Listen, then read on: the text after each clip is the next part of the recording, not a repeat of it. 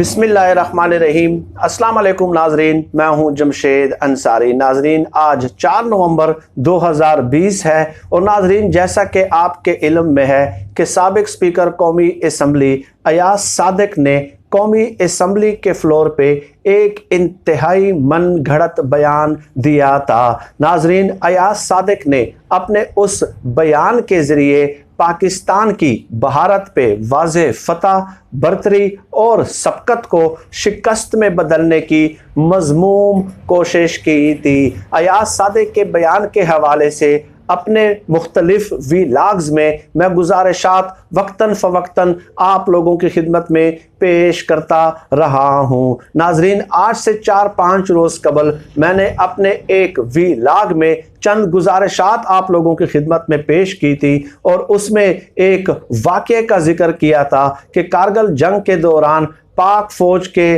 बहादुर जवानों ने, जरी सपूतों ने कैसे इंडियन फ़िज़ाइया का एक पायलट गिरफ्तार कर लिया था और उस वक्त की नवाज शरीफ की हुकूमत ने उस पायलट की रिहाई का किस अंदाज में हुक्म दिया था। ये भी मालूमात मैंने आप लोगों की खिदमत में उस वीलाग में शेयर की थी। लेकिन अब उस हवाले से चंद मज़ीद हक़ाइक़ नाजरीन सामने आए हैं। एक कालम निगार हैं, मुनीर अहमद बलोच उनका नाम है और दुनिया न्यूज़पेपर में आर्टिकल्स लिखते रहते हैं। उन्होंने पायलट की रिहाई के हवाले से चंद 1-2 वाक़ियात का जिक्र किया है। उसके बाद आप अंदाज़ा लगा लें कि अयाज सादिक ने तो गोया मन गढ़त इल्ज़ाम लगाया था, मन गढ़त बयान दिया था। चूँकि इस सिलसिले की शुरुआत खुद अयाज सादिक ने की है और वो भी इंतहाई मन गढ़त बयान से, तो उनकी खिदमत में चंद गुजारिशात पेश करना चाहूँगा। पहले आप उस आर्टिकल के चंद मुंदरजात सुन लीजिएगा नाजरीन, उसके बाद उस पर मैं अपना तबसरा और तज्जिया भी ज़रूर आगे बढ़ाऊँगा।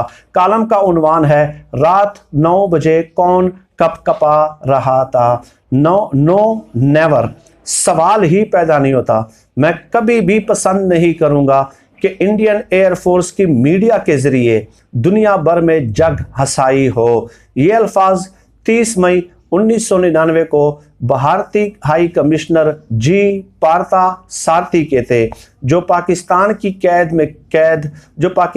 कैद में इंडियन फ्लाइट लेफ्टिनेंट को लेने आए थे। इंडियन पायलट की हवालगी की इस तकरीब के मौके पर मुल्की और गैर मुल्की मीडिया को देखकर इंडियन हाई कमिश्नर का चेहरा गुस्से से सुर्ख हो गया और उसने वज़ीर आज़म हाउस इस्लामाबाद से रब्ता किया, जहां से किसी शख्सियत ने मुतल्लका अफसरान को हुक्म दिया कि तमाम मीडिया वापस भेज दिया जाए। इंडियन हाई कमीशन के ये अल्फाज वहां मौजूद तमाम मीडिया और अफसरान ने जैसे ही सुने, उनकी गिरफ्त इंडियन पायलट पर मजीद सख्त हो गई।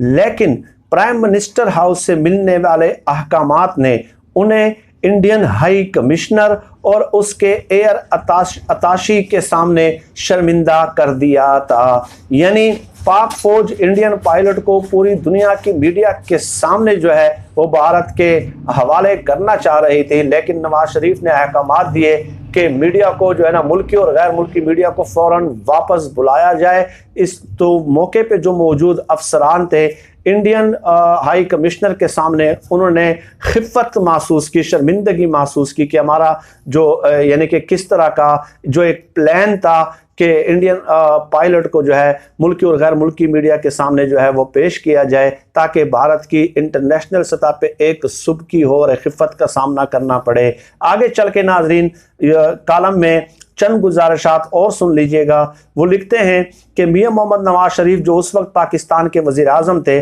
उनके हुक्म पर इंडियन एयरफोर्स के पायलट कम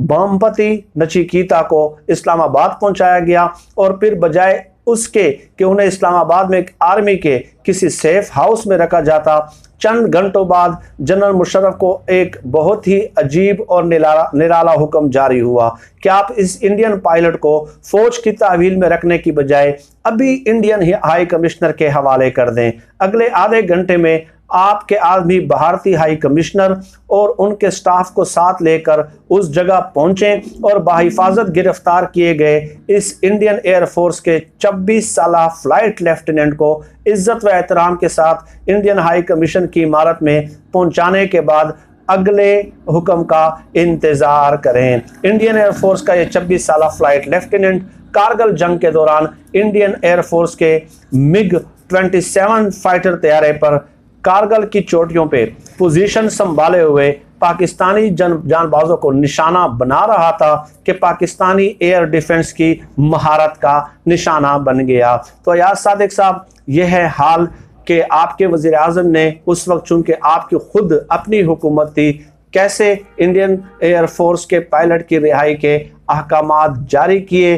तो हम मुसलसल नाजरीन में अपने मुख्तलिफ व्लॉग्स में गुजारिशात पेश करता रहा हूँ कि हम इस किस्म के मामलात को जो है वह पोलिटिसाइज नहीं करना चाहते। मुल्कों के एग्रीमेंट होते हैं और अपने गुज़श्ता व्लॉग में मैंने आप लोगों की खिदमत में गुजारिशात पेश की थी कि पाकिस्तान और भारत के कैदियों के तबादले के हवाले से दो किस्म के मुआहिदात हैं। एक गैर जंगी फ़ौजी होते हैं जो अक्सर देहाती होते हैं या मछेरे होते हैं, और इसके अलावा चंद जो है वो जंगी फ़ौजी होते हैं। तो थर्ड जेनेवा कन्वेंशन जो 1949 में साइन हुआ था और उस पे 149 ममालिक के दस्तखत मौजूद हैं, और पाकिस्तान और भारत भी थर्ड जेनेवा कन्वेंशन के रुकन हैं। तो जंगी कैदियों को वापस करने के वो पाबंद हैं, और इसके अलावा जंगी कैदियों के साथ किस तरह का सलूक रवा रखा जाना है उस हवाले से भी उस थर्ड जेनेवा कन्वेंशन में काफ़ी शिकें शामिल की गई हैं। तो हमें पता है कि पाकिस्तान एक एटॉमिक रिस्पॉन्सिबल स्टेट है। आलमी अमन में उसका एक नाम है, मकाम है, एक किरदार है, एक रोल है। तो वो आलमी मुआहिदात का पाबंद होता है। लेकिन अयाज सादिक जैसे लोग जो हैं, न जाने कैसे ये 6-7 बार जो है वो असम्बलियों में पहुंच जाते हैं और इस किस्म के मन गढ़ंत इल्ज़ामात लगाते हैं अपने रियासती इदारों को चार्जशीट करने में। तो ये आर्टिकल के ये गुजारिशात उनकी खिदमत में पेश करना ज़रूरी था। इस हवाले से एक और व्लॉग भी कर चुका हूँ, उसमें भी चंद गुजारिशात इसी भारतीय पायलट की रिहाई के हवाले से मैं आप लोगों की खिदमत में पेश कर चुका हूँ। उम्मीद है अयाज सादिक के जो है ना सेहत और दिमाग की सेहत में जो है वो इजाफा और अफाका हुआ होगा इस किस्म के वाक़यात से, क्योंकि अयाज सादिक लोगों ने आज तक जो हरबा इस्तेमाल किया था नाजरीन कि अपने वफादारों और हिमायतियों को मेन स्ट्रीम मीडिया पे बराजमान कर दिया था, तैनात कर दिया था। तो इन लोगों का शायद अब भी ये ख्याल है कि इनके बयानात की हकीकत जो है वो लोगों के सामने नहीं आएगी और उनकी सियासी तारीख जो है वो लोगों के सामने जो है वो पेश नहीं की जाएगी। लेकिन आज डिजिटल मीडिया का दौर है, उनके एक एक बयान का मुदल्लल पोस्टमार्टम किया जाता है। आज के लिए नाजरीन इतना ही। इस किस्म के मौज़ूआत पे आपसे तबादला ख्याल होता रहेगा। पाकिस्तान जिंदाबाद। अल्लाह हाफिज़।